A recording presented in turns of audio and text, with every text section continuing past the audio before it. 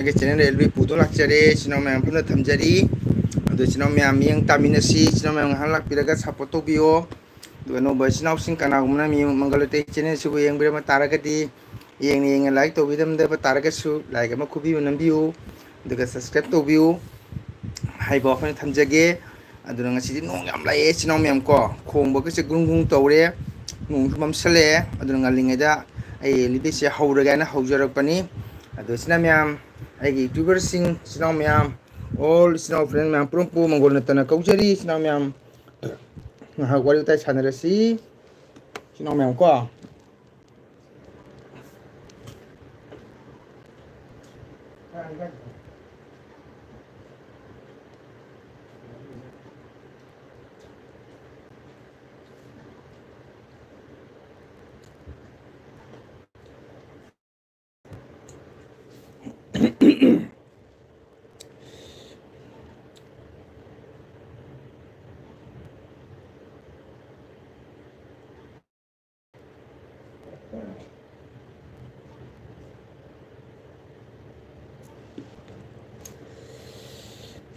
Wow, thank you. Sanday sama like dan, thank you. Thagachari, Sinau ma'am.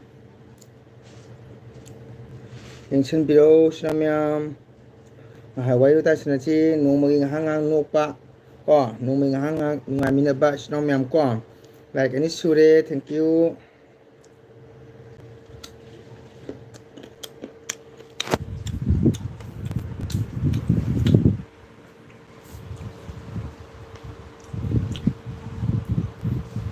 Like any sure, Sinau ma'am comment hambiyo.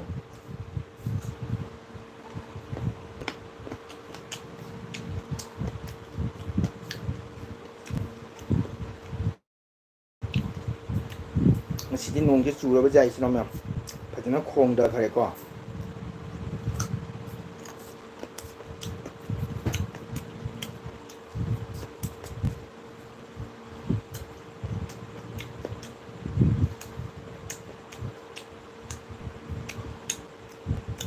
Sinau ma'am lakuyo. Like to video basi now comment hambiyo. Like cekharegi.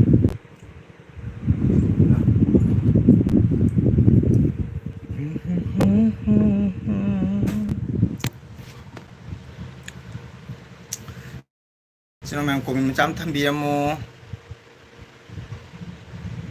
Nunggung khong Sinau ma'am tabra.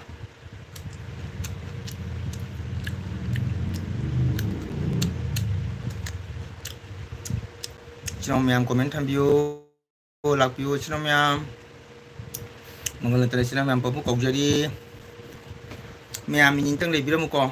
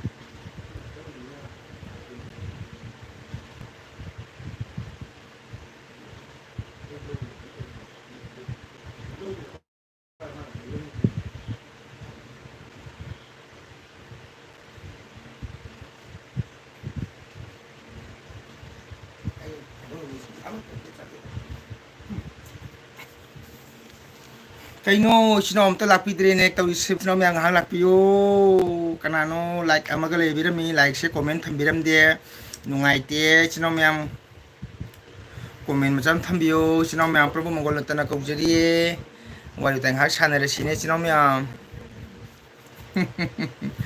nusri sinom yang promo sandagi kari kari sanari ba thangnari ba khangge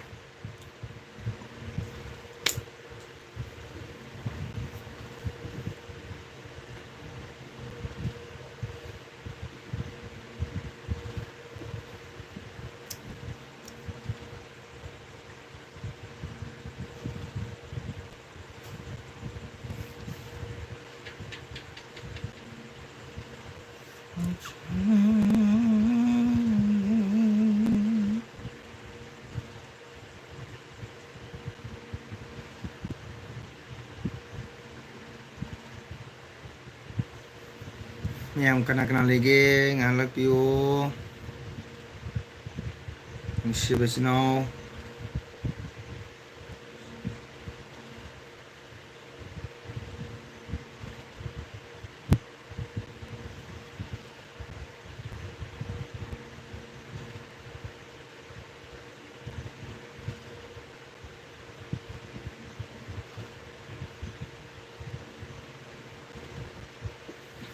sinom yang support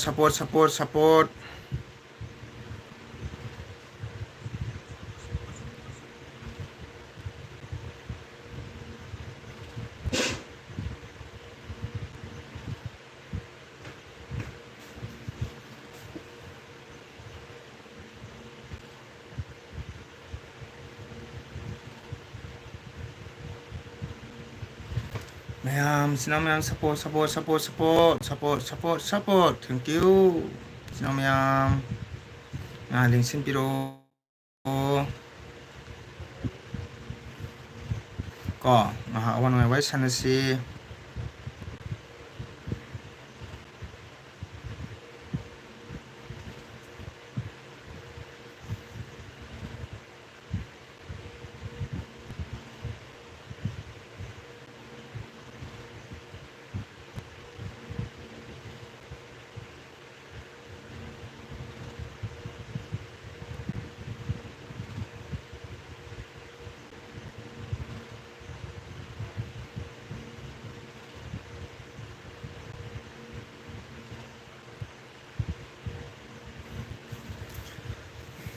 yang kena lainnya ni guys sinom yang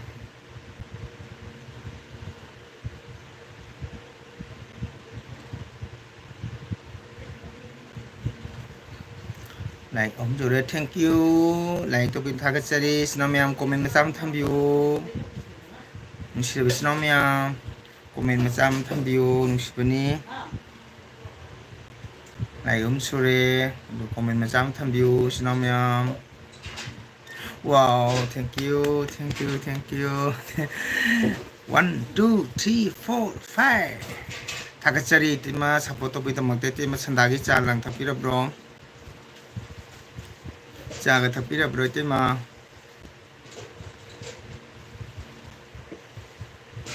띠마 산다기 짜 타보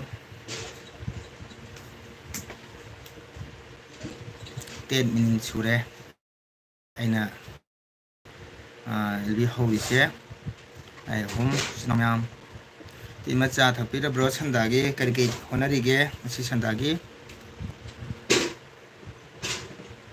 시노면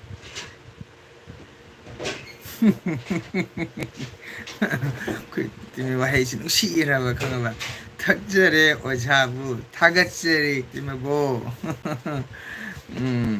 ꯌꯥꯝ ꯍꯔꯥꯎꯋꯦ ꯌꯥꯝ ꯅꯨꯡꯉꯥꯏꯌꯦ ꯅꯨꯡꯗꯥꯡꯗꯤ ꯀꯔꯤ ꯍꯤꯟꯖꯥꯡ ꯑꯣꯏꯅ ꯍꯣꯠꯅꯒꯗꯧꯕ ꯅꯨꯡꯗꯥꯡꯅꯦ ꯌꯦꯔꯨꯝ ꯊꯣꯡꯒꯗꯧꯕ꯭ꯔꯥ ꯅꯠꯇ꯭ꯔꯒꯅ ꯂꯤꯁꯥ ꯊꯣꯡꯒꯗꯧꯔꯤꯕ꯭ꯔꯥ ꯉꯥꯁꯤꯡ ꯊꯣꯡꯒꯗꯧꯔꯤꯕ꯭ꯔꯥ ꯌꯥꯝ ꯅꯨꯡꯁꯤ ꯏꯆꯤꯟ ꯃꯌꯥꯝ ꯀꯣ ꯏꯆꯤꯟ ꯃꯌꯥꯝꯅ ꯏꯁꯥ ꯊꯕꯛ ꯀꯥꯏꯊꯣꯛꯄꯤꯔꯒ ꯃꯤꯀꯨꯞ ꯑꯃꯇꯪ ꯆꯪꯕꯤꯔꯒ ꯑꯩꯕꯨ ꯁꯞꯄꯣꯔꯠ ꯇꯧꯕꯤꯕꯒꯤꯗꯃꯛꯇ ꯍꯥꯏꯅꯤꯡꯉꯥꯏ ꯂꯩꯇꯅ ꯃꯌꯥꯝꯕꯨ ꯊꯥꯒꯠꯆꯔꯤ 이친 ꯃꯌꯥꯝ 탁셀에 오자부 시와해니 것이 탁셀에 오자부 탁셀에 오자부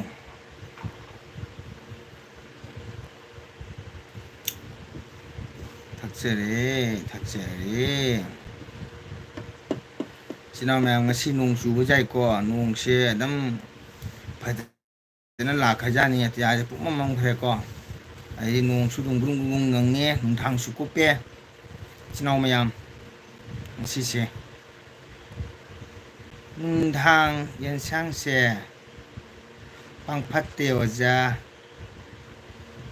hajing pan ga tawrage wow isu haubuni he imai pima pangphatteja khajinga panga tawrage is pan chiti tangamni khodi panga do udrida kumsigi nang tab kana no haidubo ATPA manipur ga basantana 80 taka PI kilo da koi manipur ga basantanga ngasi guwahati de chalamani imphal da pung amandai flight time ngrang koja thungamani Kojado. In support say 35 40 degi 15 ngai 19 jo kore isna mem support of view isna mem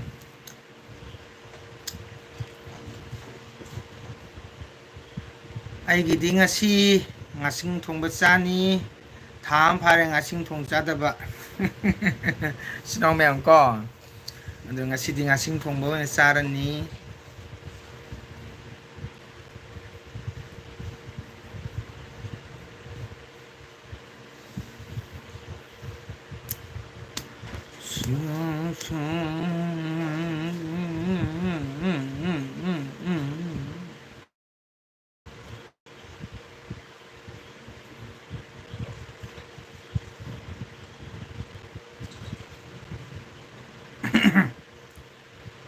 당din 상세 방파때자 카징가 판가 떠오르게 ꯌꯥꯝ ꯍꯥꯎꯕꯅꯤ ꯈꯥꯖꯤꯡꯒ ꯉꯥꯁꯦ ꯑꯇꯥꯡꯕ ꯉꯥꯅꯤ ꯌꯥꯝꯅ ꯃꯍꯥꯎ ꯂꯩꯕ ꯉꯥꯅꯤꯀꯣ ꯑꯁ ꯇꯥꯡꯉꯤꯗ ꯁꯤꯒ ꯀꯤꯂꯣꯗ 100ꯒ ꯍꯥꯏꯌꯦ ꯈꯥꯖꯤꯡꯁꯦ ꯕꯁꯀꯥꯟꯗꯤ ꯕꯖꯥꯔꯗꯅꯦ ꯂꯨꯄꯥ 100ꯒ ꯍꯥꯏ ꯀꯤꯂꯣꯗ ꯑꯩ ꯂꯩ ꯆꯥꯔꯨꯗꯦꯗ ꯁꯨꯝ ꯑꯩꯈꯣꯏꯗ ꯑꯩ ꯂꯣꯀꯦꯜ ꯀꯩꯅꯣ ꯃꯣꯏ ꯉꯥ ꯌꯣꯟꯕ ꯂꯥꯛꯑꯗꯤ ꯁꯨꯝ ꯃꯔꯛ ꯃꯔꯛꯇ ꯁꯨꯝ ꯂꯧꯔꯦ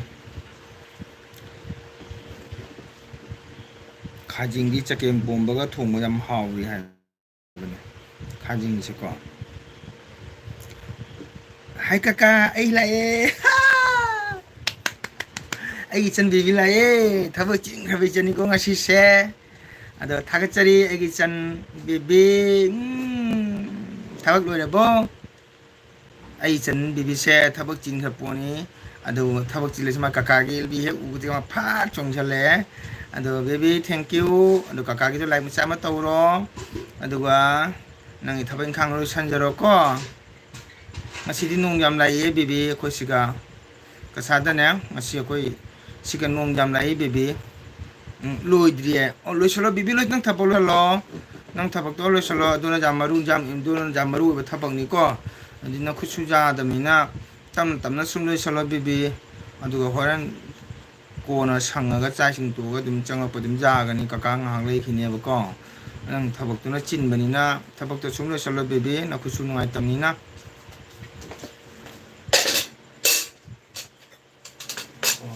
pa lo ba pora du bo he ba pa ni phare loidre baby thabo loisalo ko kakana nusina haibani ko yang thabuk to jamna kalli ai khangni no khusu jadamni tam tam na sum loisalo ko ko na sangma kanda potham da da sum hak tum changa pajagani ko kaka sum leige kolom pai ba jade aduna haido kolom pai da waram niaba che chang nam do honna ba da ko supporter je 48 de 8 ngai khre puthi jinu na kini 그다음에 ing oye da je ase sara mo oye da na no ko 하면 준비가 떠오르가 ish kan thong da ro ko 동들 당 저희 또 동들 ha ngarang ba mi pu jo ko prasado sharanda lo ra 넣어래 di ju cross to ra jang na pe ai mu bandhan to pungi pa la ka ni go isai number ita ba tang ma panda mu tang ta da mai lu hong ba cái này đúng không na phoi jo mu du gi 그래도 얘기죠 kolom pai ba ja de hai mana 11 tai lu hong bane bane 11 tai di thaku da la pu to ngai ro ko gi di ne khangi de 뭐 있어요? 잠깐만 봐라 이제 뭐냐 반가 뭐냐 바다니 kana gi 아주머니 바다니 ajman champi hong ro bane 아 kari khum da 그다음에 뭐 다른 bo sa je kai sa no 거 ram 싸워야 수월라가 좀 이따 아하. 잡히려 독된 하지나 봉어 야 hoi cha chi no ma ko no mai chan lak pada kakana piche ga domni asumani kakana hai se ko 우리한테 호기야 봐 hayang irang alo ra kanda manipur se phao kanda lakata mi kakana piche ga domni 거리 되게 해봐 걔기 아 걔한테 신기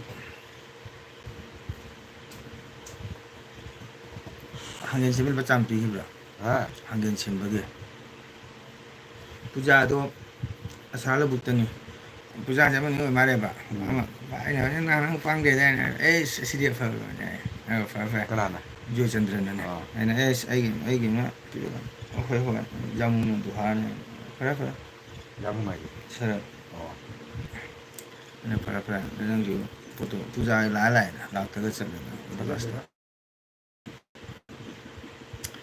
puja mangani pu talida orang kusigi rina i puja do ai phangadame ba kare moi khumbu na hiwa sa hei singa 굽지 떠도이죠 rina hakum hal chake chek gi do 어 in pala am de mil sing tra tra to ya dum sa do hei amukta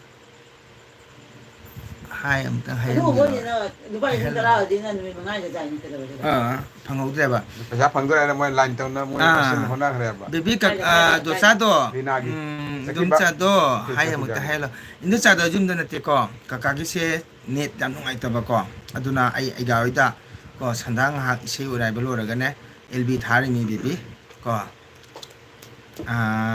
indum sa do kakana direct video to ga uhunge ko isana ko de bijeng ho ju no de sa sak thong ore jum da kaka se ha urai ba lak pani ko adu lo ra ga ne nung lak na lb singa tharen tham ni ko o aduni soidang uhung da ura na tra ne indum sa do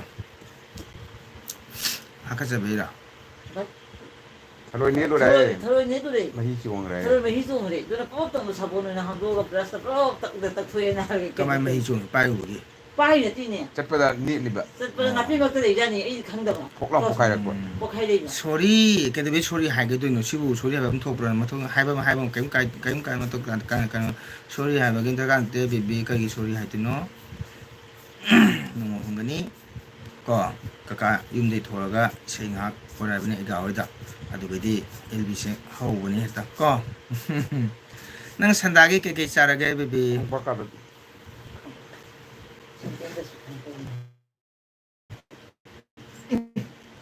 메시지 한 자고 휘 딱 하나 sian thumudo 왜 돈만이 로이 잡자게 돼 그러니까 이제 분이 baby gobi de posadi hausa siko khaju ni khaju gobi ni posadi jai krishna 와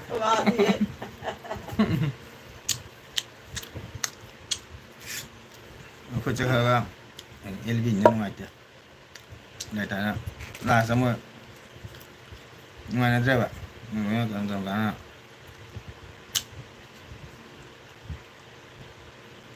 무지 뭐 뭐라 거든 탁뭐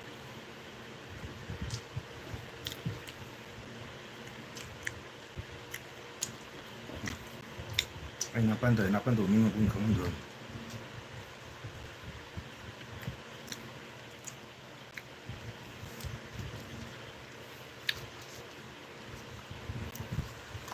ngasigi디 karimata chate oi ma nungai te da bebe se kaka ilake se bebe kaka ilake se me ka tho kaka ilake se khajur nungai te da chena kem chatab sidi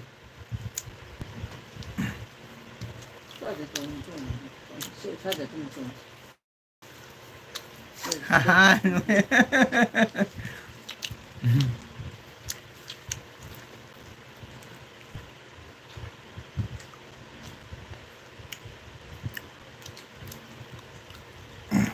một chỉ là rất là ai còn đạp vào này 링군다. 링군다.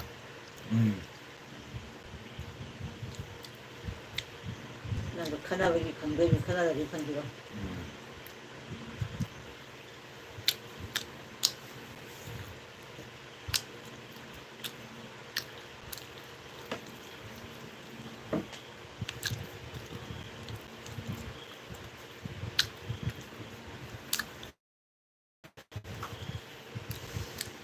이컵 땅가이를 말래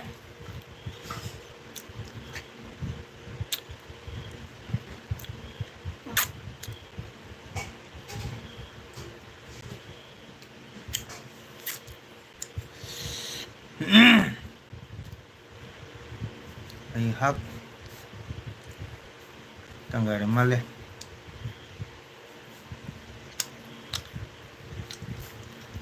내가 타러 와요. 만날 꼬리 나오는 게 싫어 타러 오는 게 그냥 이제 배나지 혼자.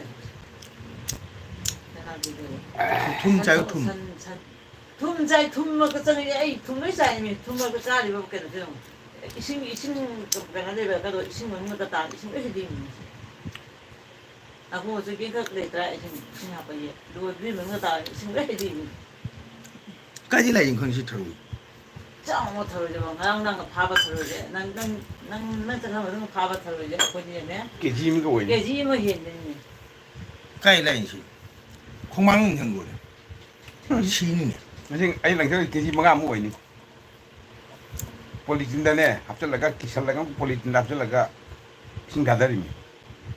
로라가 레리버싱 도토 비오 마야 나오나 뭐 보게 뭐 비자로게.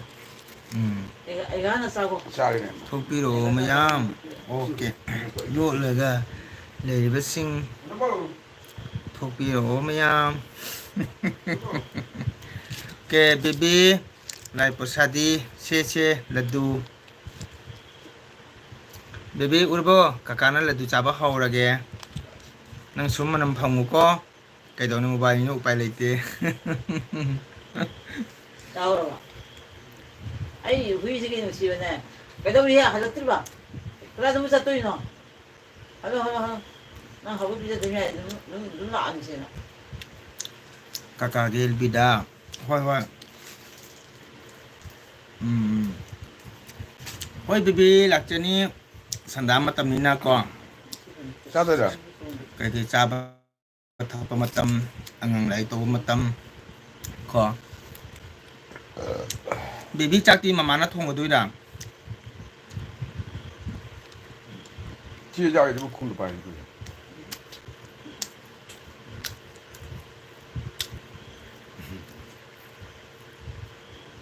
굉장히 하오. 자, 버시. 저거 너무 서글하게 밑에 자미. 까이다 이 서글하게 정리 하오야. tao đây đâu hay đang những đồ ăn này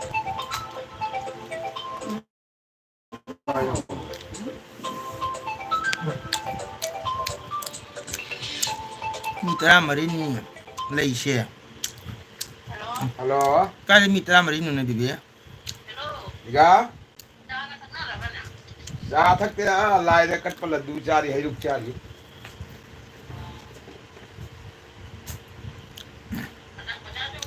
락자야. 마오지 마이 타박 끝나 슈브리 베비 미 트라 마리네 테달레 이샤. 사보다 뭐이네 미 마pan gatani laite mi. 농라이 Nuông jam lai da tu na ketang na ka to cha ken to ba. Ada ni mo phang dia ba. Nuông khula mani.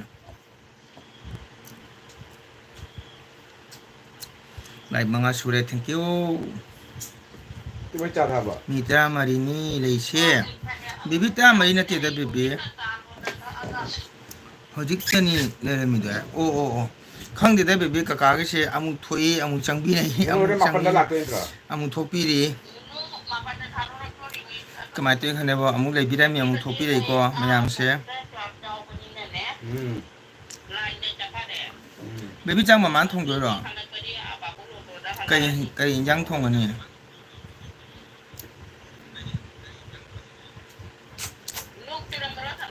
주대 Laki lam. 그 들었다 농이 라이 Baby tu ang kamu sapota mitra ma tu tele baby. 부릉부릉 공이 Amu thoi amu lakpi ka ka se. 부릉부릉 공이 따디 그냥 그걸 때 Panchami yodri ba. 어딘 거 보나 Kui re ba nu panchami. 이제 한이 됐다 봐 반삼이 여기 왜 어딘 게 Hey ngai da. 일하면 들어 Cái nó cháu biết đâu ấy cái nó to ai seven half to. Seven half to. tao rồi chứ Ai seven half to cháu biết đâu. Ai sẽ là pisan kìa.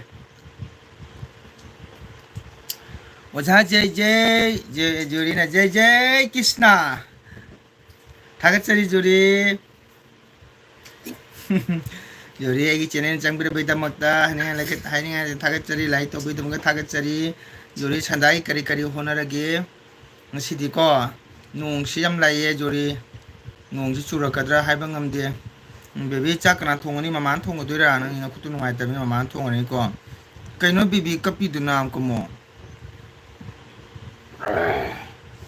kaino bibi kai do re bebe nga bao ông phải phụ khí được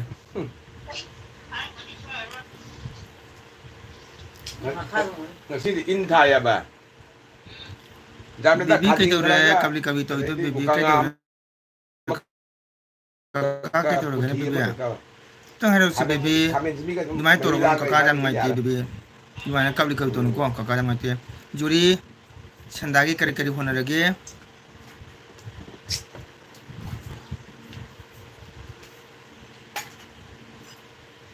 kuchi kaka ihe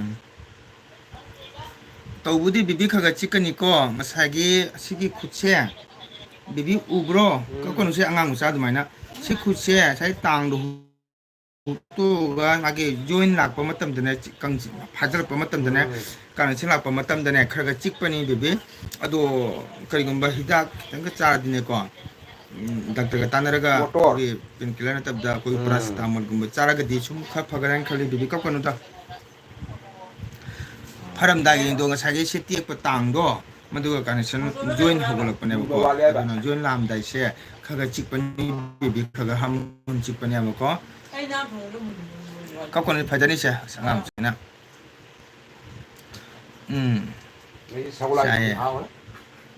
ताये होय दुनी कपन अंगाम चा दुमाने करिनो ख खांगु अदुनी खुते पाइसे दुआन तौबन अदुबु नंदो याना साथि के पंते सारि तांग हुतो ने ख फरि ख मरक त ति म दिनंग ओने चिक्कदो मी बेबी खबो वाओ हरे कृष्णा ओजा ओजा लाय ओजाबु ओजा पुंग क्यारा थुंगरे इम्फाल दा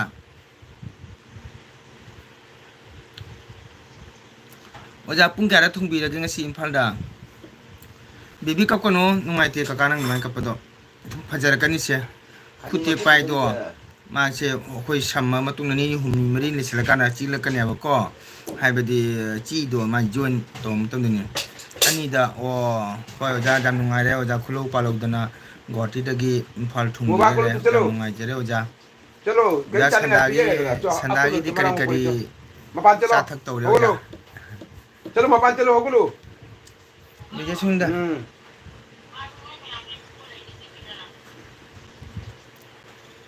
oja sandagi kari kari chare oja 지금 근데 असल वो टिंगी कनो तो नोंग ताया bibi chiedi khutu thangakanu khutu phong du smana thammu ko phadana tamna thammu dum khaga dum hana khut na sa manga do smana khaga dum yeng smana khaga dum yeng ko वो ये तादरी phajani da ichan sidi kaim to roida kapono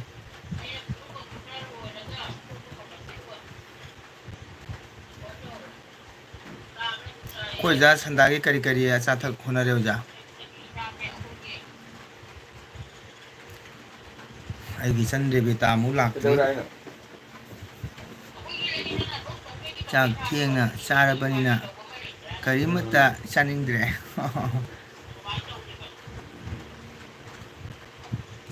han namiye koi na bibi na sibo han namiye hai di kai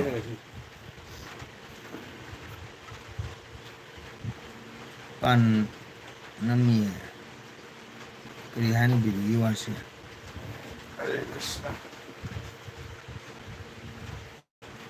lâu rồi những cái thùng sao là ta pun si dai kai da hudu uji lâu kia anh hay những cái kia mà ngam những o phone hai ba o kia là ni một aina cái một cái hana taro ba PSA ni biga phone hai ba o phone namiye zaman o mai to chan pi luhong rồi ni lihat rồi ba ba be na kutu chi di nga po tharo se ngai te se na kutu chi e bi nga tang ngang này hết nga tang po tharo be be ngai te se na kutu chi e bi nga tang po tharo bi ngang gì mới mới ngang isai no mai nga taraga matam na ba khang ngam riong se mobile be sei tharaga đi đi lâu đi đi à bà isai no ngai kan to ga yong bi mỗi cái tất bật để mà lại mai sanali ko ngatam du mi ko cứ đặt sẵn mỗi đặt này ba đôi làm thuê bà ba đôi cái này nó xong ba nó chỉ làm lâu rồi mày đã đi này mình ngon thầu đi wow baby thank you pare bibi nga po tharo se kakana sin hai mi na ku chip to hang mobile sei tharaga ne tara kholaga nga khang mangam mi jong se bibi nuai te se tawri khari chikado mi khuto khamba sum phajani da kain to ide chan se de phajar kan khutte pare heta phaja ponte ko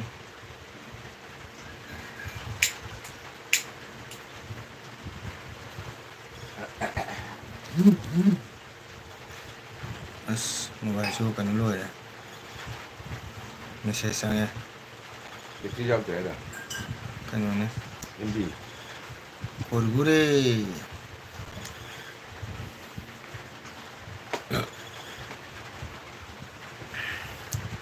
Kurgure. Amire beta. à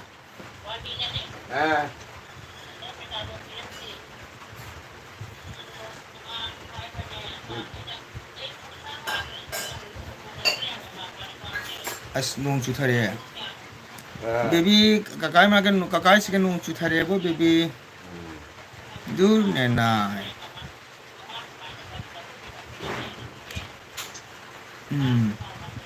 Itu berarti kena galihung ni. Itu berarti kena galihung ni. Hoi baby sum nak cari sunda. Nang nak kucing bodoh kakak jangan ngai train yeah mari makai nang nak kucing ada kakak ngai train ni kembang. mari makai Adunan ni. namna na mga taare Adu ngatang mobile do isi kaya tharaga ko lupa chama sa nung ngere isi yo taraga ngatang control tau jaba yung chip bodoh. Adu inda kakana nang lewi kakanu ngai. ꯅꯪꯅ ꯈꯨꯠ ꯅꯥꯏ ꯑꯗꯨꯒ ꯀꯀꯥꯅ ꯑꯃꯨꯛ ꯅꯨꯡꯉꯥꯏꯇ꯭ꯔꯤꯕ ꯆꯤꯛꯑꯦ ꯋꯥꯒꯤ ꯑꯗꯨꯒ ꯄꯩꯁꯥꯔꯣ ꯍꯥꯏꯁꯦ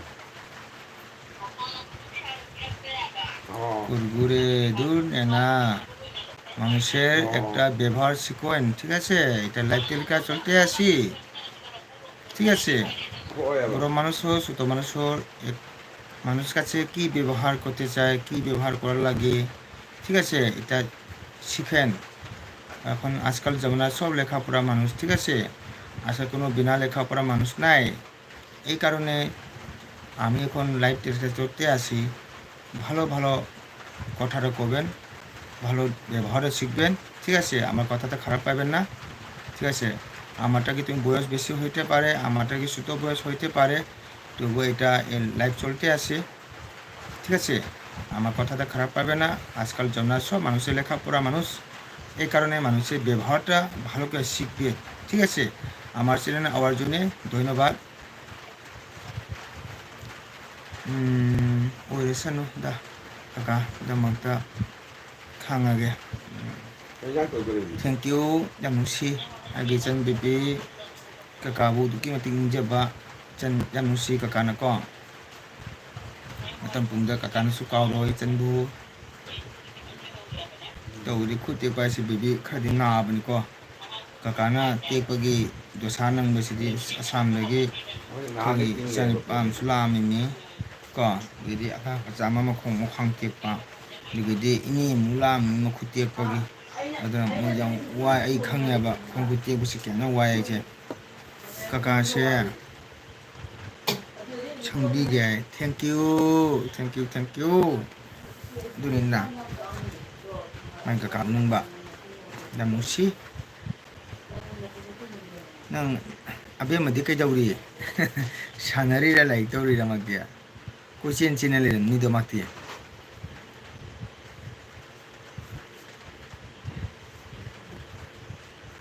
비비네트라 아비마디 코친 찌는 렘네바 사나드나 강름 거군이나 앙앙이나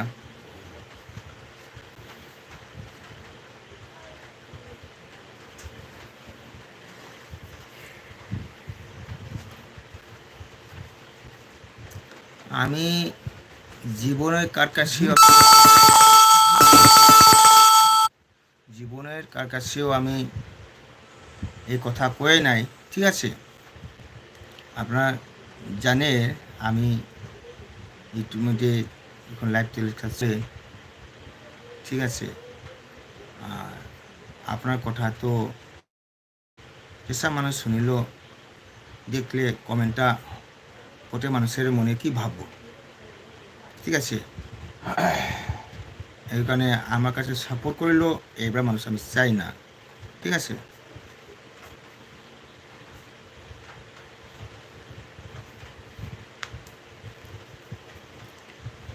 Duni pipi abi mudi kai sanari bra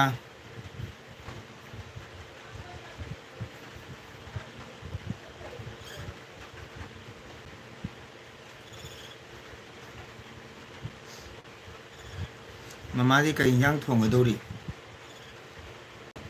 sing si dei sa ang loi thok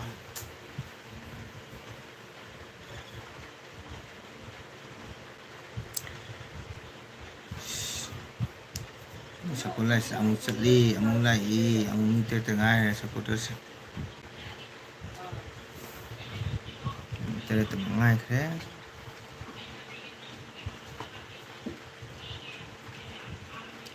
Pun.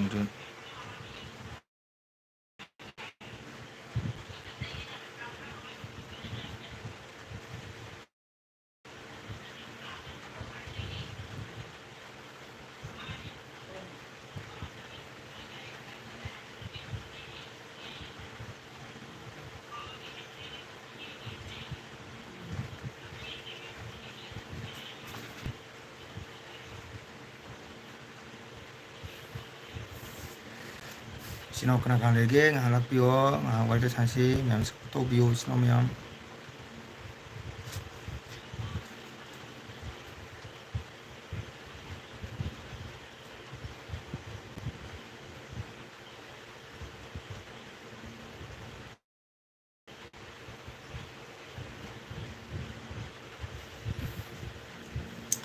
Mapan tengah kere.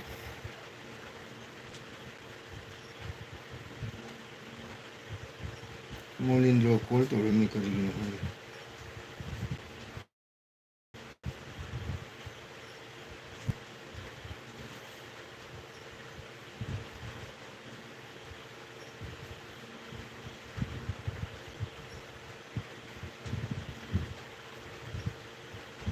Dan pun Molindro pesa jauh berapa sih?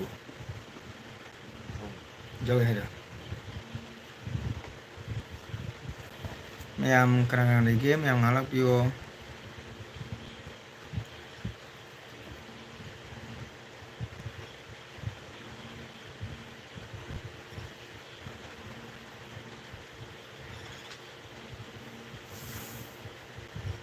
Snow mayam. Ah itu mah. Phone to me. Oh, mobile tab kan to itu nanya. Oh. Eh.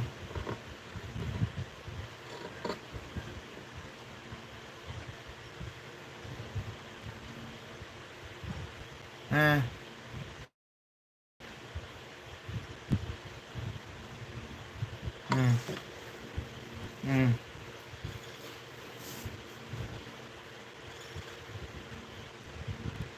옥자래 누구 말했거든. 옥자래.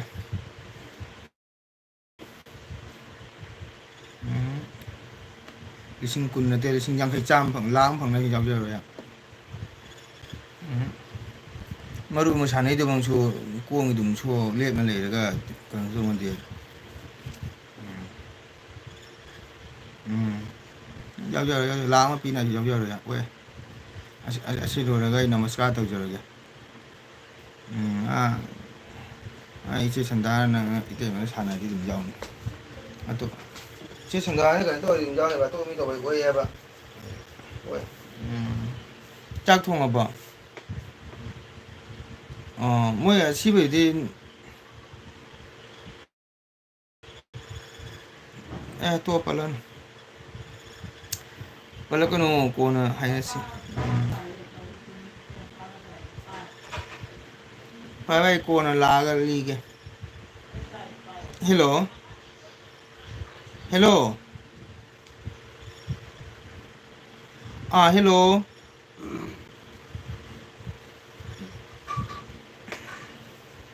Wow, anh chân Doni lại Doni, hello kakak, hi Doni.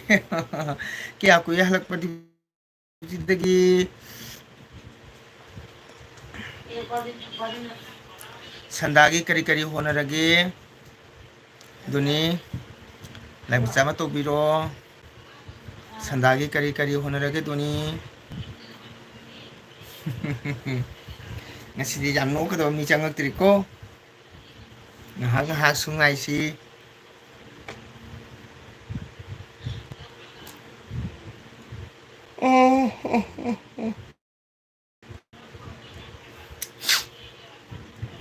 Doni duty pun kada halake. Sandagi di kari-kari sare. 아이도 우리가 다 되고 지기.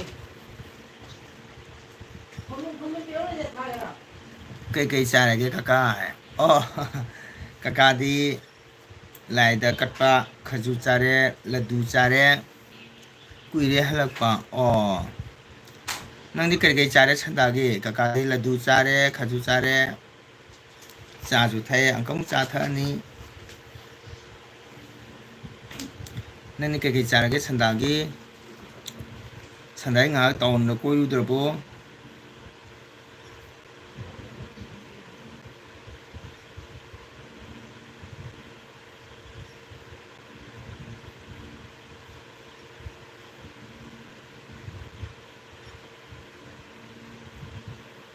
Sadri, kay chachi ke khalle.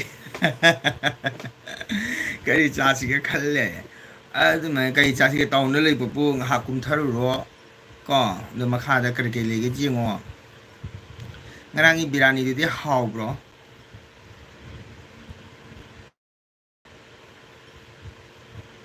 Sadri, kay chachi ke khalli mai.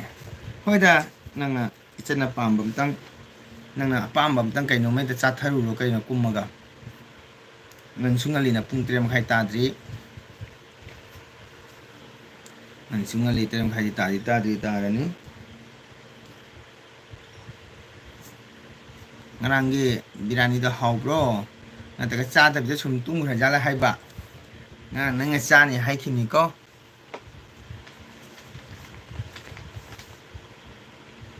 ꯑꯩ ꯅꯥꯇꯣꯟ ꯗꯥꯛꯁꯤ ꯀꯣꯛꯅꯕ ꯍꯤꯗꯥꯛꯁꯤ ꯕꯁꯥꯏꯟ ꯖꯣ ꯍꯦꯛꯇ ꯀꯥꯎꯊꯣꯛꯄ ꯕꯁꯥꯏꯟ ꯖꯣ ꯍꯦꯛꯇ ꯀꯥꯎꯊꯣꯛꯄ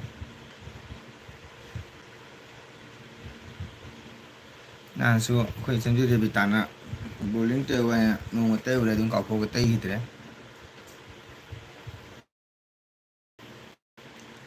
ꯍꯩ ꯔꯥ ꯑꯣꯏꯅ ꯆꯥꯔꯒꯦ ꯉꯁꯤꯗꯤ ꯊꯧꯖꯥꯝ ꯆꯥꯕꯁꯦ ꯅꯨꯡꯉꯥꯏꯇꯦ ꯊꯥꯎ ꯌꯥꯝ ꯆꯥꯕꯁꯦ ꯅꯨꯡꯉꯥꯏꯇꯦ ꯆꯨꯝꯃꯤ ꯊꯥꯎ ꯌꯥꯝ ꯆꯥꯕꯁꯨ ꯐꯠꯇꯦ ꯀꯩꯅꯣ ꯂꯣꯅꯤ ꯌꯥꯝꯅ ꯒꯦꯁ ꯑꯣꯏꯀꯣ ꯍꯧꯖꯤꯛꯀꯥꯟꯁꯦ ꯑꯗꯨ ꯍꯩ ꯔꯥꯁꯨ ꯑꯗꯨꯝ ꯆꯥꯕ ꯀꯥꯏꯗꯦ ꯀꯣ ꯑꯩꯈꯣꯏꯒꯤ ꯄꯨꯡꯊꯣꯟꯒꯨꯝꯕ ꯀꯔꯤꯒꯨꯝꯕ ꯑꯇꯣꯞꯄ ꯂꯩꯅꯀꯣ ꯐꯨꯠ ꯑꯁꯤꯒꯨꯝꯕ ꯆꯥꯕ ꯐꯩ ꯀꯣ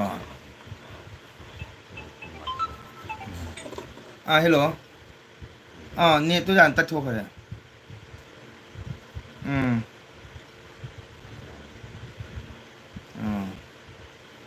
ꯎꯝ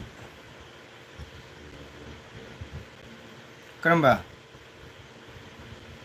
ꯗꯤꯁꯦꯝꯕꯔꯗ ꯑꯗꯣ ꯑꯗꯣ ꯑꯩꯒꯤꯗꯣ ꯂꯣꯏ ꯂꯥꯁ ꯆꯠꯄꯤꯗꯣꯏꯖꯥꯗꯣ ꯃꯤ ꯑꯇꯩ ꯑꯦꯗꯖꯁ ꯇꯧꯔꯒ ꯑꯩꯗꯣ ꯑꯝꯇꯪ ꯑꯦꯗꯖꯁ ꯇꯧ ꯍꯥꯏꯕꯗꯨꯅ ꯇꯔꯄꯣꯟꯒꯤ ꯅꯟꯗꯀꯦꯁꯣꯔꯒꯤ ꯑꯩꯈꯣꯏ ꯇꯥꯗꯣ ꯅꯟꯗꯀꯦꯁꯣꯔꯒꯤ ꯏꯇꯩꯃꯒꯤꯗꯣ ꯑꯝꯇꯪ ꯍꯥꯏꯅꯧꯅ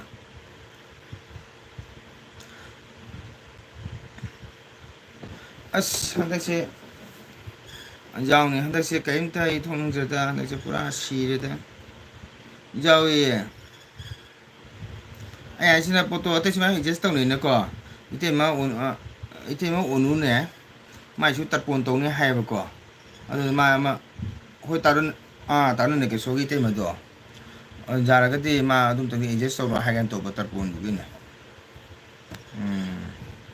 ꯍꯣꯏꯅꯦ ꯇꯔꯄꯣꯟꯗꯨ ꯅꯪꯅꯕ ꯑꯝꯇꯪ ꯑꯦꯗꯖꯁ ꯇꯧ ꯍꯥꯏꯌꯣꯕ ꯍꯣꯏ ꯑꯗꯨꯃꯥꯏꯅ ꯍꯥꯏꯔꯛꯑꯦꯅꯦ ꯍꯥꯏꯌꯣꯕ ꯏꯇꯩꯃꯅꯅꯦ ꯑꯗꯣ ꯂꯥꯁꯇ ꯌꯥꯎꯔꯁꯨ ꯄꯣꯠꯇꯣ ꯑꯃꯗꯤ ꯑꯦꯗꯖꯁ ꯇꯧꯕ ꯌꯥꯏꯅ ꯄꯔꯞ ꯊꯣꯛꯒ꯭ꯔꯥꯝꯁꯨ ꯃꯌꯥꯝ ꯑꯦꯗꯖꯁ ꯇꯧꯅꯩꯗꯨꯗꯤꯅ ꯍꯣꯏꯅꯦ ꯍꯣꯏ ꯂꯧ ꯀꯥꯏꯗꯦ ꯐꯔꯦ ꯐꯔꯦ ꯗꯣꯅꯤ ꯀꯩ ꯍꯥꯏꯕ ꯁꯦꯝꯒ ꯆꯞ ꯃꯥꯟꯅꯔꯦ ꯀꯀꯥ ꯀꯣꯜꯁꯤꯗꯤ ꯑꯣ ꯀꯀꯥꯒꯤꯗꯤ ꯅꯪ ꯈꯪꯉꯤꯗꯨꯅꯤꯗꯅ ꯀꯀꯥꯒꯤꯗꯤ ꯏꯁꯩꯒꯤꯅꯤꯅ ꯀꯣꯜ ꯂꯥꯛꯄꯅꯦ ꯀꯣ ꯀꯣꯜꯁꯨ ꯂꯥꯛꯄ ꯏꯁꯩꯒꯤ ꯑꯗꯩꯗꯤ ꯃꯔꯨꯞꯁꯨ ꯌꯥꯎꯕꯀꯣ ꯑꯗꯨꯒꯤ ꯃꯣꯏꯅ ꯀꯣꯜ ꯇꯧ ꯋꯥꯔꯤ ꯁꯥꯟꯅꯕꯅꯤꯗ ꯑꯗꯨꯅꯦ ꯃꯔꯨꯞꯀꯤ ꯐꯣꯟ ꯂꯥꯛꯄ ꯑꯣꯍꯣꯏ ꯑꯣꯍꯣ ꯍꯣꯏꯅꯦ ꯑꯗꯩꯗꯤ ꯏꯁꯩꯒꯤꯁꯨ ꯐꯣꯟ ꯇꯧꯔꯛꯄ ꯍꯌꯦꯡ ꯗꯦꯠ 13ꯗ ꯁꯣꯔꯥꯠ ꯑꯃ ꯂꯩꯕꯀꯣ ꯑꯗꯨꯒꯤ ꯐꯣꯟꯗ ꯑꯗꯒꯤꯗꯤ ꯃꯔꯨꯞꯀꯤꯁꯨ ꯋꯥꯔꯤ ꯁꯥꯟꯅꯔꯝꯕꯅꯤ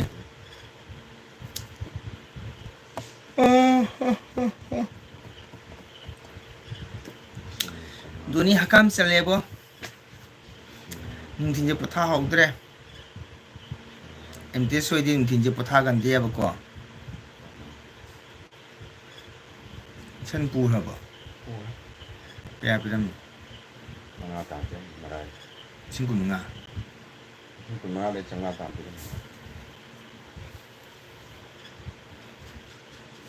ꯃꯥ ꯂꯣꯏꯗꯣꯏꯃꯤꯗꯤ ꯍꯌꯦꯡ 80ꯗ ꯌꯣꯡꯗꯣꯏꯅꯤ ꯆꯠꯄꯗ ꯈꯣꯡ ꯂꯥꯛꯄ꯭ꯔꯥ ꯄꯨꯕꯗ ꯈꯣꯡ ꯂꯥꯛꯄ꯭ꯔꯥꯕ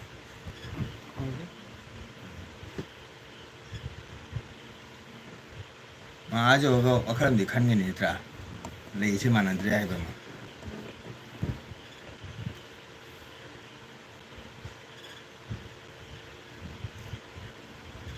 ꯗꯣꯅꯤ ꯉꯔꯥꯡꯒꯤ ꯕꯤꯔꯌꯥꯅꯤꯗꯣ ꯍꯥꯎꯕ꯭ꯔꯣ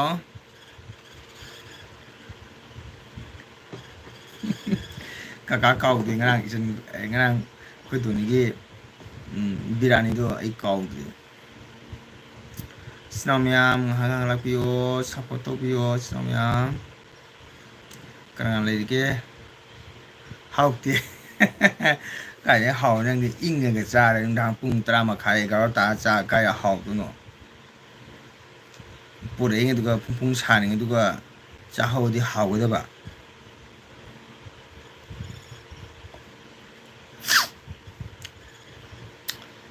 biryani hadi pung sa nge cha ga dam ni ko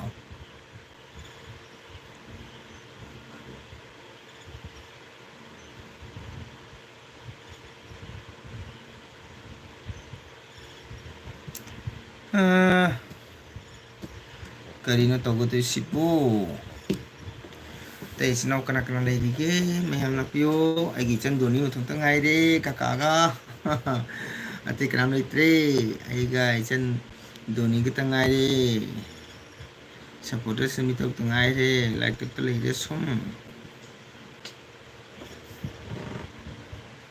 hiện nay nó nung nung mới chúng tập thở ra không đi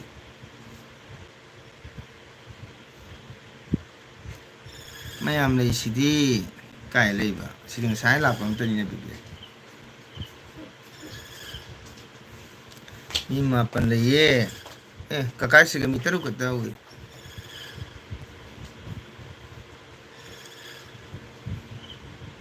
cái xí cái mít apa cái tao nang nama phần lấy cái ntar cái tao lấy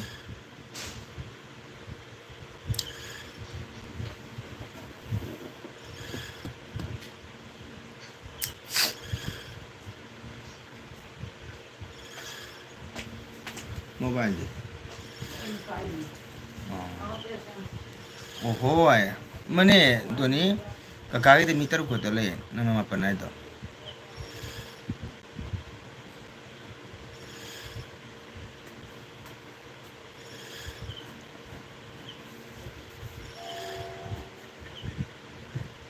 he train mal gai chaki mare video loga to la hodre ta hau di sai jo go horon pire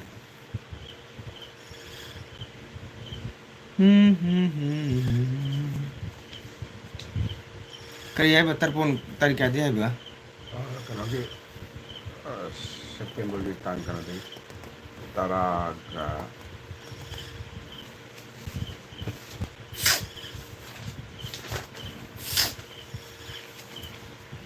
저를 아부가 너야가 또 말아 아주 칸만 칸게다 아이 뭐 폰지나 삐했거나 수망을 자꾸 September di tan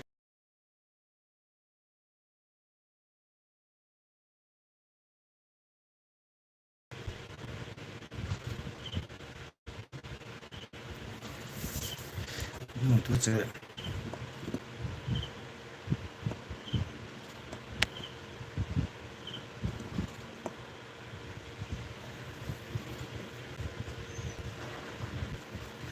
come all coffee cup on pi comment su kita like su kita lah na semua cái bông xài như vậy cái nó lại sẽ thời gian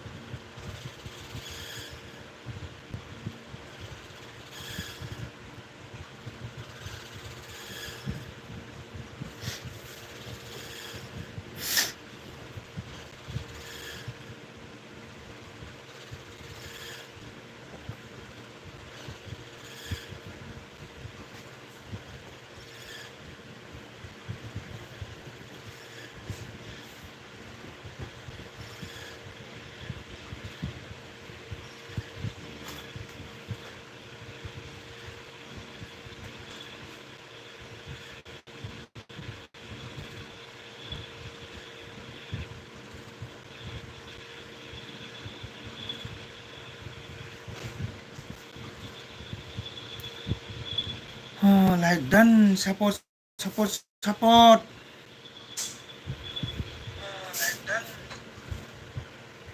sinong mem karang lagi doni le ribo doni thok rabo sinong karang lagi ngah support to view love you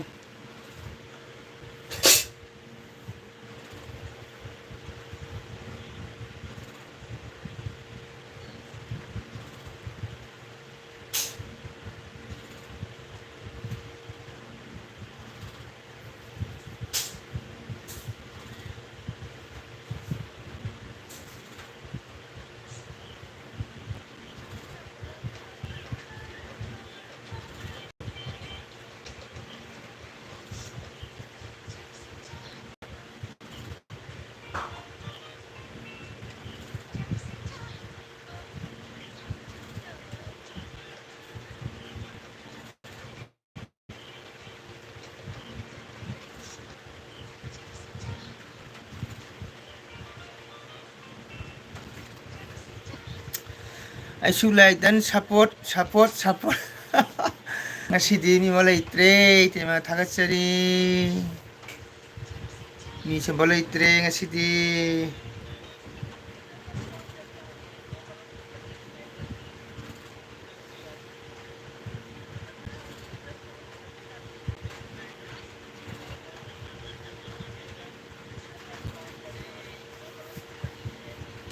ꯃꯤ ꯁꯨꯝꯕ ꯂꯩꯇ꯭ꯔꯦ ꯉꯁꯤꯗꯤ ꯏꯇꯩꯃ ꯆꯥꯛ ꯏꯁꯤꯡ ꯊꯣꯡꯉꯕꯣ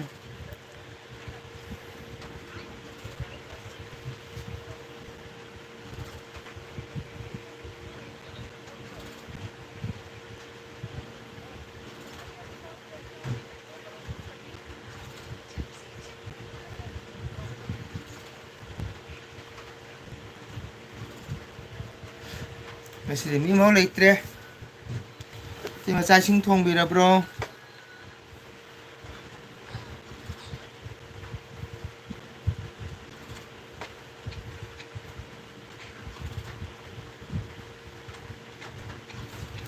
kari wakal khalino ja okpeno pe tawna leiko wakal jang nungaira male da jam nungaire sum namadagi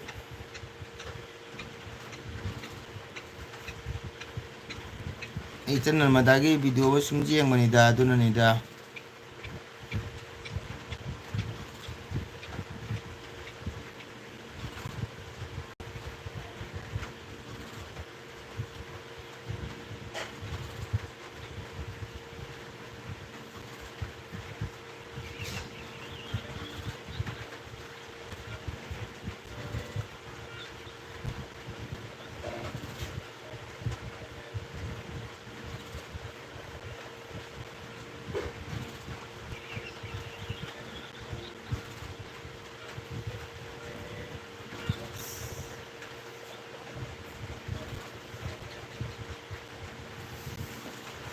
Timo karinyang thongge oja nungairibo wo sule nungairiye sum nangdi nungairibo short karinyang chage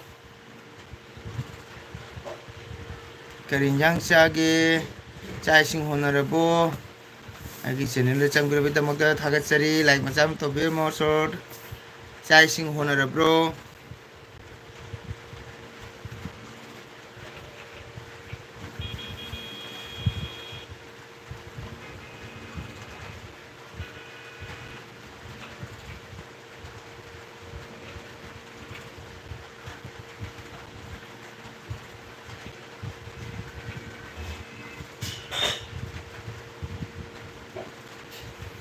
sum nungare haitare ko chamgre bida magda thagatchari like macham to bir mo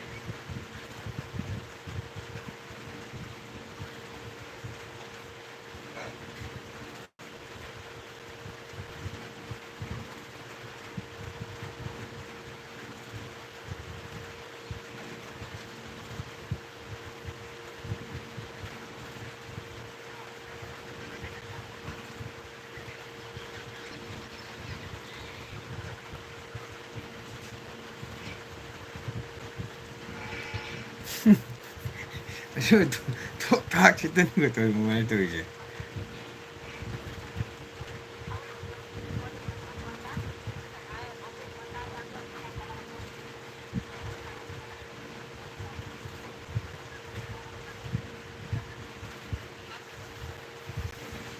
이게 다리.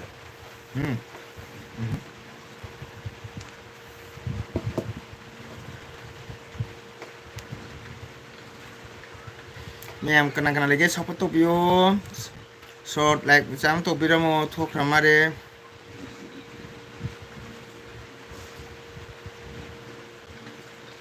ꯑꯩꯒꯤ ꯏꯆꯟ ꯗꯣꯅꯤꯁꯨ ꯊꯣꯛꯈ꯭ꯔ ꯃꯥꯜꯂꯦ duty ꯍꯜꯂꯛꯄꯗ ꯉꯥꯏꯕ ꯋꯥꯔꯝꯅꯤꯀꯣ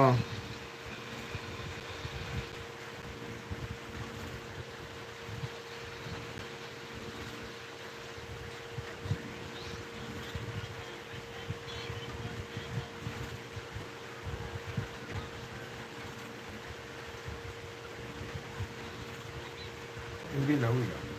음.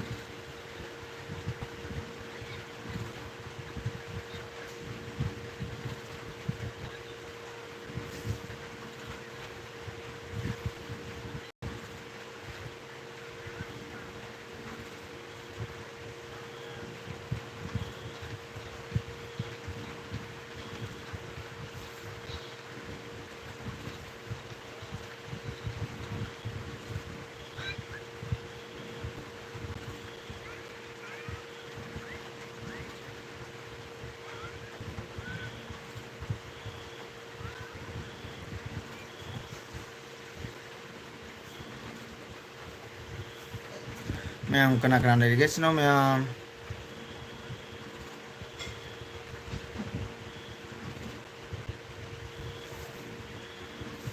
ꯂꯩꯕꯗꯤ ꯂꯩꯖꯔꯤ ꯋꯥꯔꯤ ꯁꯥꯕ ꯇꯥꯟꯅꯕ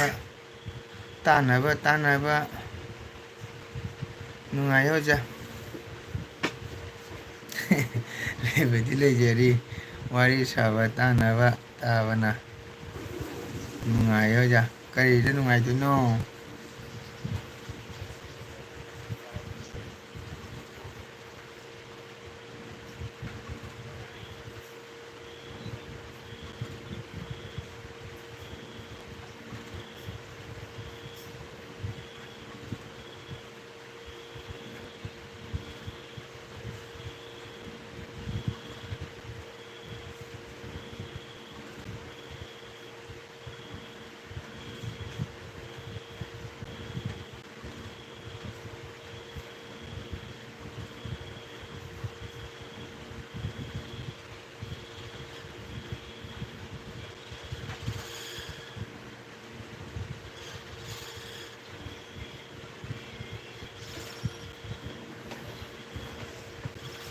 ꯃꯌꯥꯝ ꯀꯅꯥ ꯀꯅꯥ ꯂꯩꯔꯤꯒꯦ ꯁꯤꯅꯣ ꯃꯌꯥꯝ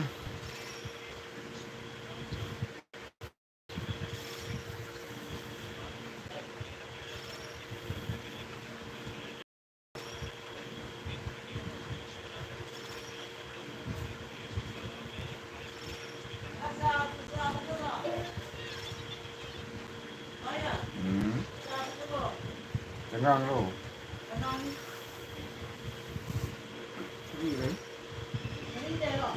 ꯅꯦꯠꯋꯥꯔꯛ ꯄ꯭ꯔꯣꯕ꯭ꯂꯦꯝ ꯑꯣꯏꯔꯨꯕ ꯃꯥꯜꯂꯦ ꯀꯀꯥꯒꯤ ꯍꯣꯏ ꯗꯣꯅꯤ ꯈꯔ ꯄ꯭ꯔꯣꯕ꯭ꯂꯦꯝ ꯑꯣꯏꯔꯨꯔꯦ ꯗꯣꯅꯤ ꯉꯁꯤ ꯅꯨꯡꯗꯥꯡꯗꯤ ꯀꯔꯤ ꯆꯥꯅꯤ ꯉꯔꯥꯡꯅ ꯕꯤꯔꯌꯥꯅꯤ ꯆꯥꯔꯦ ꯉꯁꯤꯅ ꯀꯔꯤ ꯆꯥꯅꯤ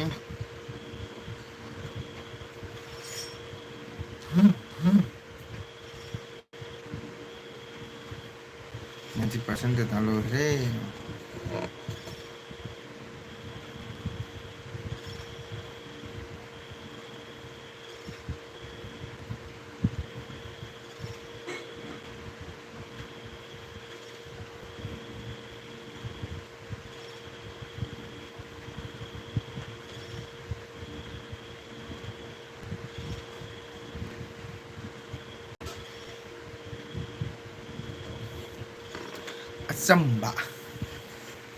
ꯑꯆꯝꯕ ꯍꯥꯏꯁꯦ ꯊꯨꯝ ꯃꯣꯔꯣꯛ ꯌꯥꯎꯗꯕ ꯑꯆꯝꯕꯔꯣ ꯑꯆꯝꯕ ꯍꯥꯏ ꯄꯨꯔꯥ ꯑꯆꯝꯕ ꯆꯥꯗ꯭ꯔꯣꯕ ꯍꯥꯏꯁꯤꯕꯣ ꯌꯣꯅꯤ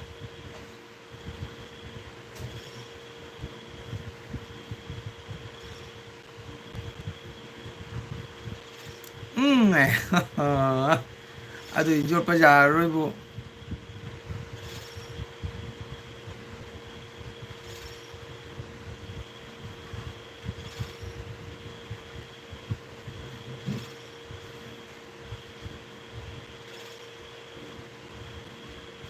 ꯌꯣꯠꯄ ꯌꯥꯔꯔꯣꯏ ꯗꯣꯅꯤ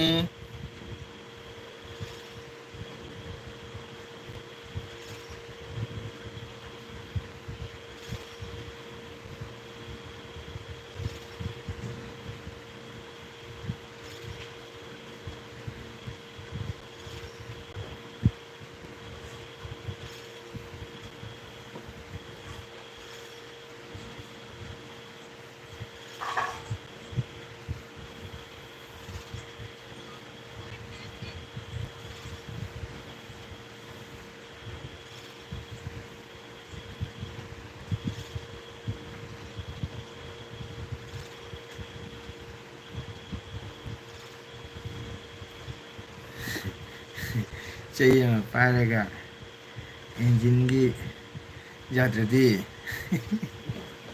ꯏꯟꯖꯤꯟꯒꯤ ꯆꯩ ꯑꯃ ꯄꯥꯏꯔꯒ ꯏꯟꯖꯤꯟꯒꯤ ꯌꯥꯗ꯭ꯔꯗꯤ ꯆꯩꯗꯨꯅ ꯀꯅꯥꯅ ꯄꯥꯏꯒꯗꯣꯏꯅꯣ ꯀꯅꯥꯗꯅꯣ ꯏꯟꯖꯟꯗꯣꯏꯗꯨꯕꯣ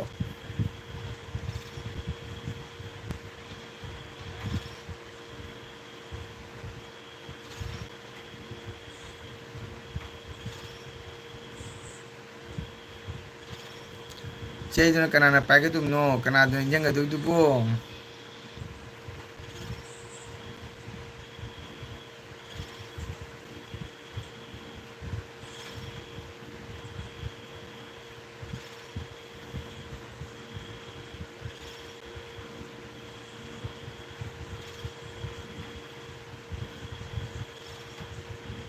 ꯑꯩꯅ ꯄꯥꯏꯔꯒ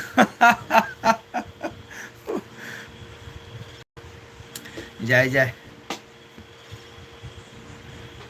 ꯅꯪ ꯑꯗꯨꯝ ꯍꯨꯛꯆꯟꯕ ꯅꯪꯅ ꯁꯨꯝ ꯄꯥꯏꯕ ꯅꯠꯇ꯭ꯔꯥ ꯑꯗꯨꯅ ꯅꯥꯁꯨ ꯅꯥꯔꯣꯏ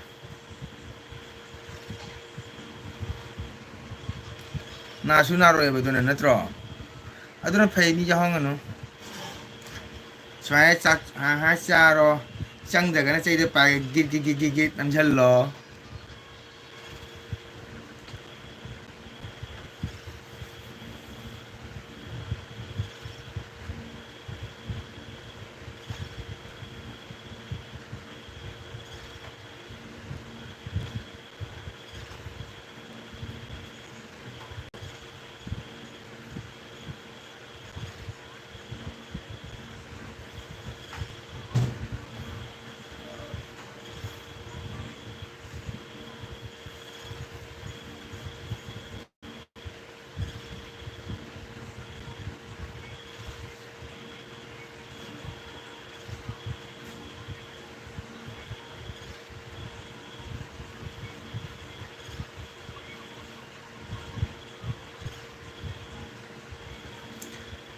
ꯑꯩꯌꯥ ꯕꯦꯕꯤ ꯐꯝꯕꯁꯤꯁꯨ ꯋꯥꯏꯕꯣ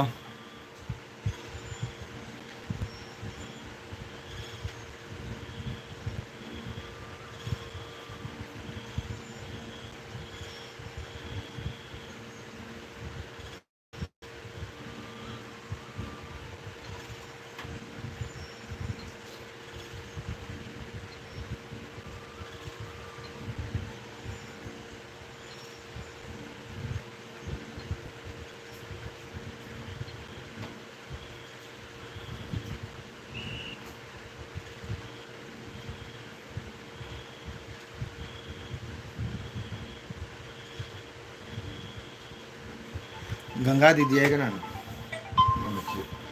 नीचे फोन लाए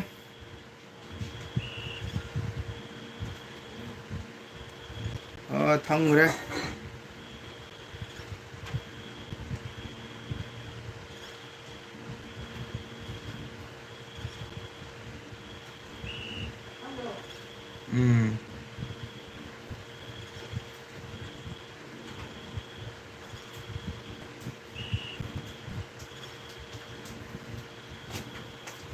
너 매니고 엄마 하고 थंगरे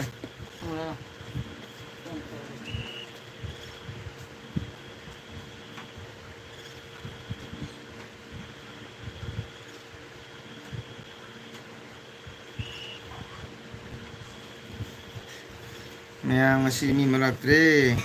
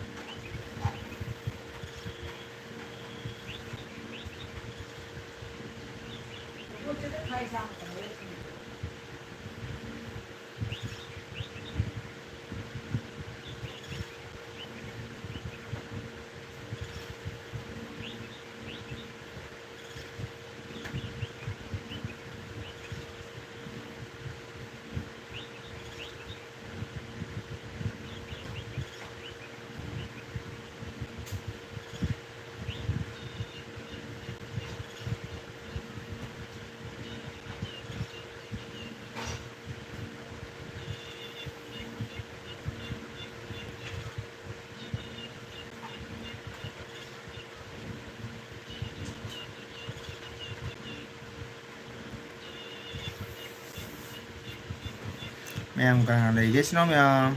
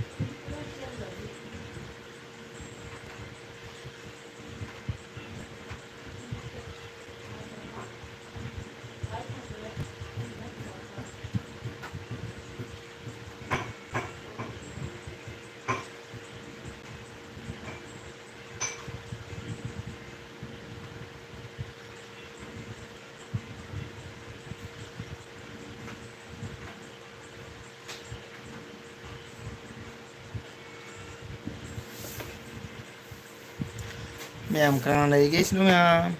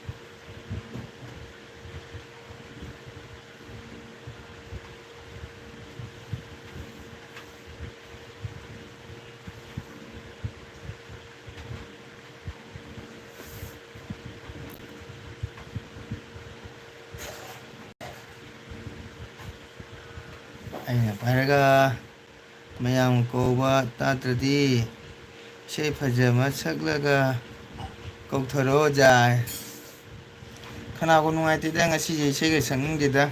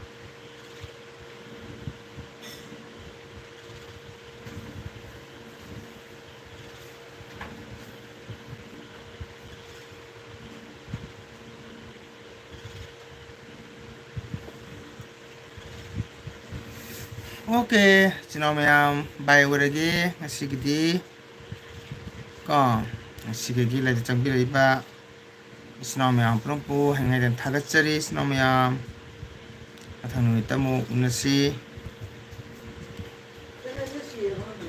까나 난간지 놀 아니야. 어디 거리 하는 건 누가 어제 시집에 있는 거야?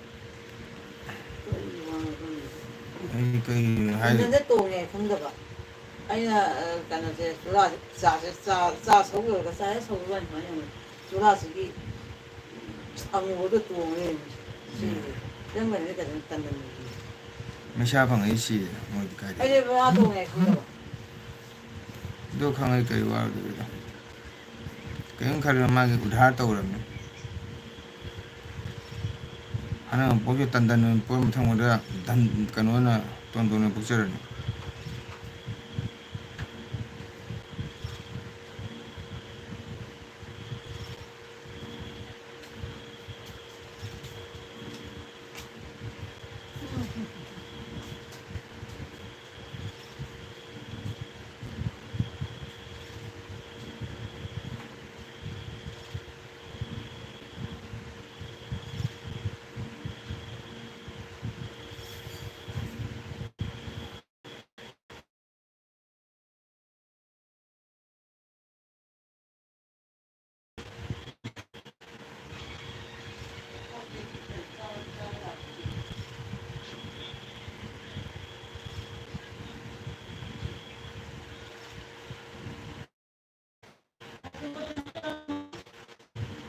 이제 사마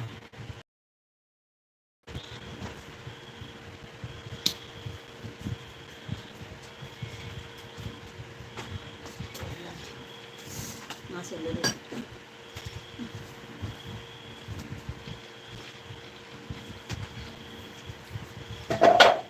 엄마 와야도 성사하자 상차를 와도 그나야 돼 그냥 와 내가 사는 거 아우 너미야 비싸지 그거 또 너미 껌집이라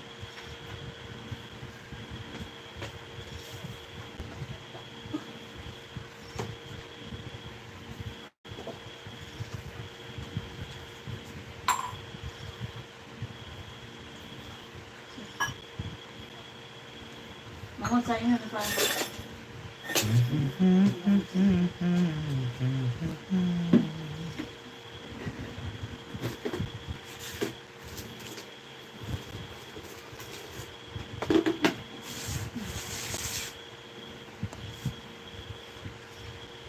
이번에는 너무 아파하면 되겠어. 다시 따가봐. 따들봐. 따들봐. 왜 짜봐 해, 양사. 맞아.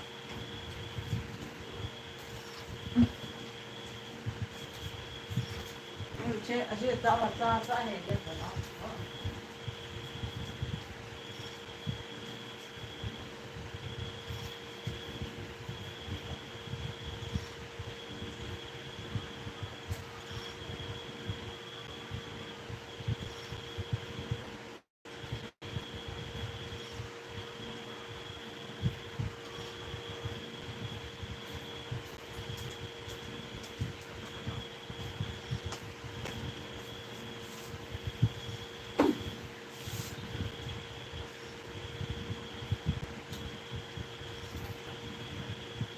과연 먹어.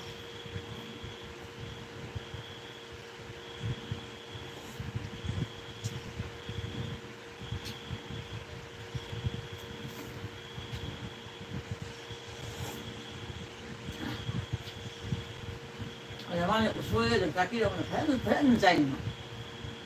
만약 뭐 거의 짜이 저가려면 그림 뭐 많이 하죠. 너희 짜이나.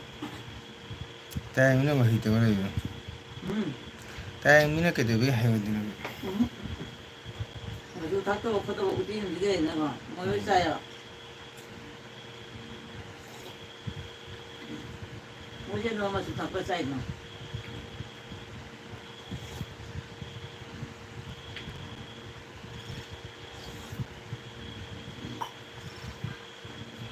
자, 이는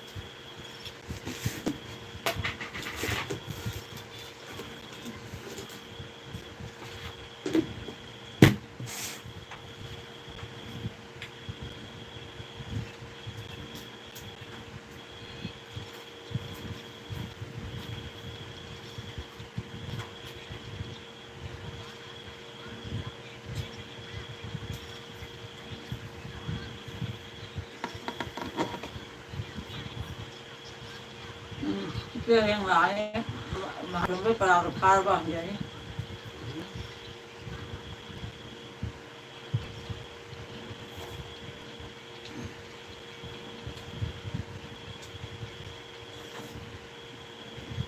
킹도 따라온 거는 더우지 마 하영 나고 부자리 좀 좋아하시는 킹.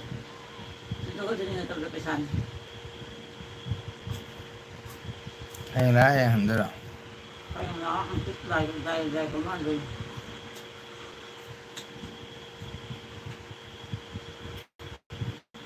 그래 누구 좀. xin cho cái xe nữa rồi hình số con xe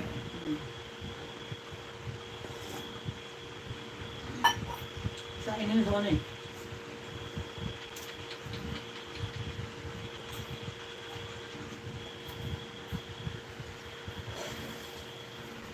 아줌마는 할래.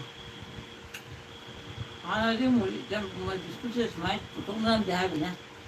아유, 너무도 진짜 디스쿠트 내고 그런 거지. ừ.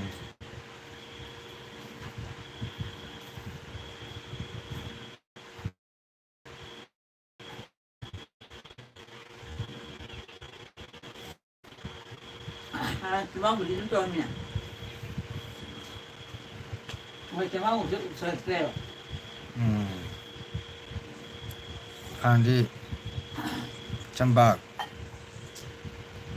nó bức trà chăm bạc của thủ nó rừng này chăm bạc tân ấy bức trà 딴 거, 나오는 거 딴. tầm ai tân mấy am tông nữa mình ấy chứ quý đấy cũng được ấy cháu chả gì ấy bám đi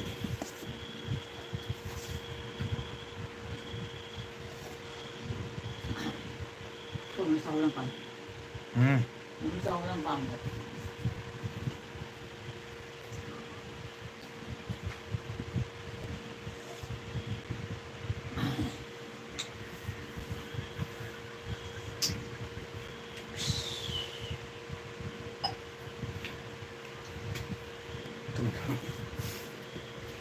눈이다. 당근은 뜸이구나. 아빠 거의 뜸이네. 거의 뜸은 못한 거야. 새끼는 밥 먹어다 부사지는 하려고. 지금 때나 진짜로 그냥 가져봐 진짜 보여고 하냐 하여 진짜 가도 난가로 해야지 맘만 주거지. 내가 들어가 없어서 버려 잡는네.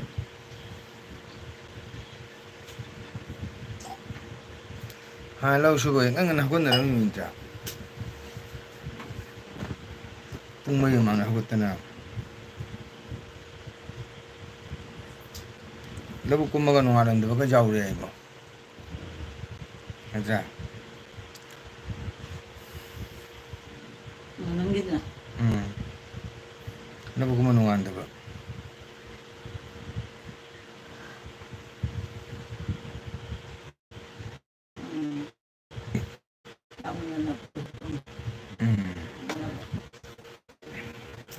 em người ta đâu làm sao có tụi học tụi apa tu kita lagi kita yang ngasih dia. Okay, senang yang pernah bayar